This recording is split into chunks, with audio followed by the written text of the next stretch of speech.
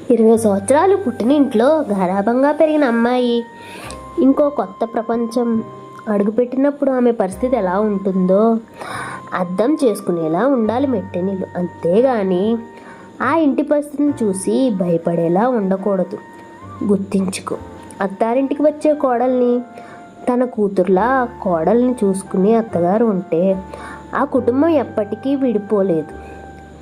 తన అత్తగారు తన మీద కోప్పడితే, తన మీద వాళ్ళ అమ్మ కోపం చూపిస్తే ఎలా కూతురు తీసుకుంటుందో అలా కోడలు తీసుకుంటే ఏ కుటుంబంలో అత్త కోడల్లో గొడవలు ఉండవు. ఒకటి అర్థం కాని విషయం ఏమిటంటే, అత్త కూడా ఒకప్పుడు ఇంటి కోడలే కదా. ఇలాంటి ఎన్నో పరిస్థితులు దాటి వచ్చింది కదా. కోడలు వస్తే అత్తకు అహంకారం వస్తుందా? లేకపోతే కోడలుగా తన అత్తగారి దగ్గర కష్టాలు పడింది కనుక తన కోడలు కూడా అలాగే అనుభవించాలా అని అనుకుంటుందా?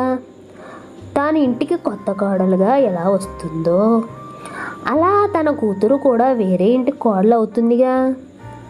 తన కూతురు కూడా బాధపడితేనే అది బాధ, తన కోడలు బాధపడితే అది బాధ కాదా?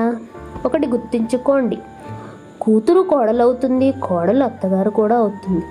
ఇది జీవన చక్రం, అలా మార్పు చెందుతూ ఉంటుంది. అర్థమైందనుకుంటా.